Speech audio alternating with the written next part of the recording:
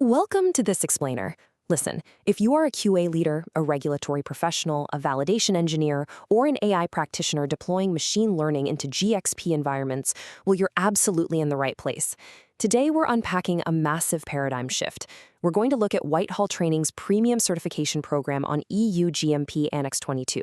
We'll explore exactly how this executive e-learning course equips cross-functional teams to master the very first European framework dedicated entirely to AI in regulated manufacturing.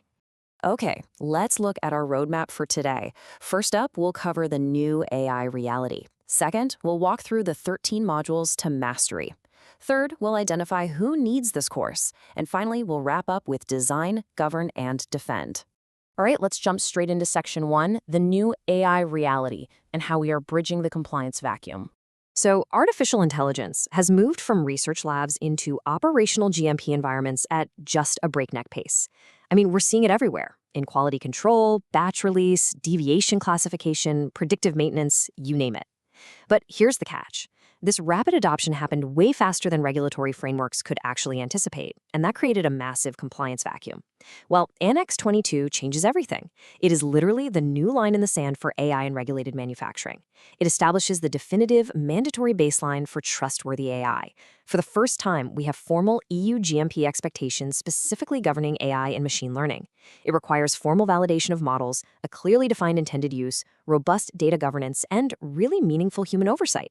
Without aligning to this new standard, organizations are basically inviting warning letters and facility findings driven by inconsistent regulatory expectations. Now, what's really fascinating is how sharply the old world contrasts with the new one. Under conventional Annex 11, we dealt with deterministic software, right? Locked logic, where if you give it identical inputs, you get identical outputs every single time. But that foundational assumption completely breaks down with statistical AI models. They learn, they adapt, and crucially, their outputs are non-deterministic. Plus, they are subject to something called model drift. Fun fact for you, in a highly dynamic environment, an AI model's accuracy can begin to silently degrade in a matter of weeks without intervention. It's wild. So Annex 22 doesn't just replace Annex 11, it extends our governance to actually manage this entirely new reality of statistical probability. Because of that drift, we need a completely new posture. Annex 22 mandates a risk-based, lifecycle controlled approach. What does that actually mean?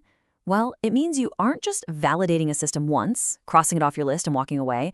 No way. You are governing the AI across its entire lifecycle, from the initial data collection and curation all the way through to when you finally retire the model. And the absolutely crucial point here is proportionality. Your validation effort and the intensity of your human oversight must strictly match the patient impact and the GXP scope of that specific AI application. It fundamentally reframes every single AI or ML system that touches a GXP decision. Let's move on to Section 2, 13 modules to mastery, which maps out the course roadmap itself. So how exactly do we navigate this massive shift? Well, the program methodically lays the groundwork in its foundations phase. Module 1 kicks off by introducing the core concepts and operating principles that make AI so different from conventional software. Then, Module 2 gives you a deep dive overview of the Annex 22 framework itself, its structure, its core expectations. Module 3 is where things get really practical. It tackles scope and applicability, helping you definitively answer which AI use cases actually fall under Annex 22. It really clarifies that crucial distinction between permitted static AI and restricted dynamic AI. Finally, Module 4 covers the risk-based approach, teaching you how to confidently classify systems into patient impact tiers so you can properly plan your validation efforts. Once you have the foundation, we move from theory into practice. The implementation phase tackles the really heavy technical disciplines. Module 5 might actually be the most critical of them all, defining intended use. That is essentially the contractual heart of every AI system specification. Module 6 extends those core LCOA Plus principles, making sure data is attributable, legible, contemporaneous, original, and accurate to cover data governance for both your training and operational data. Then Module 7 frames AI model development as a highly controlled engineering activity, focusing on reproducibility and preventing bias. Module 8 gets into the actual validation and performance testing using completely independent test data. And Module 9 dives deep into explainability, ensuring that regulators have the right to understand exactly how your AI arrives at its decisions, proportionate to the risk, of course.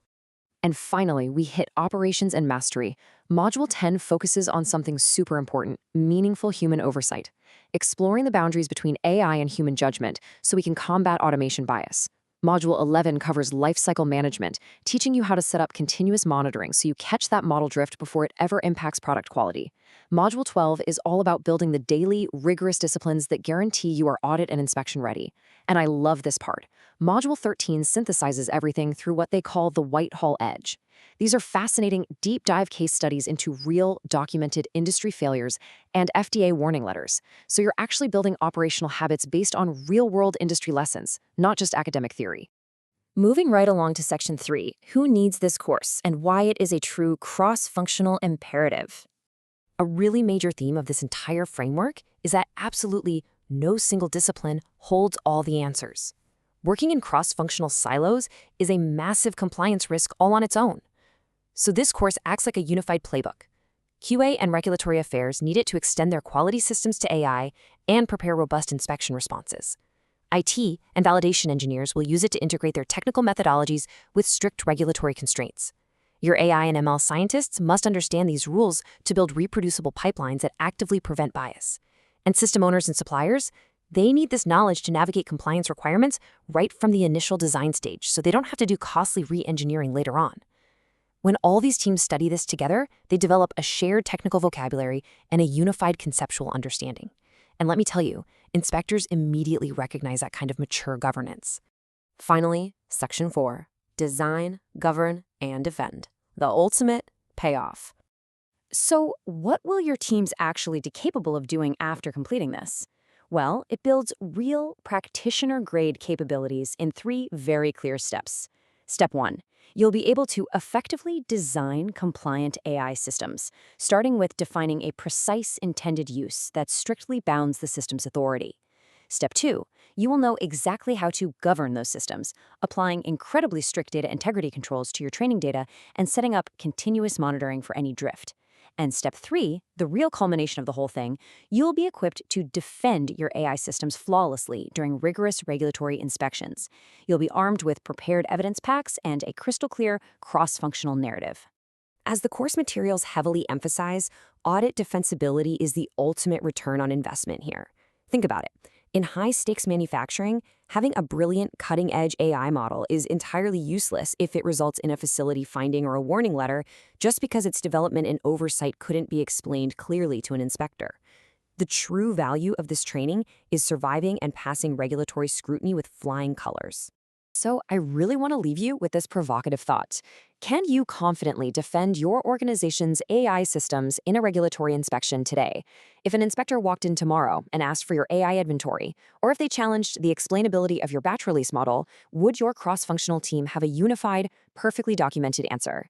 Whitehall's EU GMP Annex 22 course is the definitive blueprint to make absolutely sure that your answer is a resounding yes. It is time to bridge that compliance vacuum and truly master the future of regulated AI.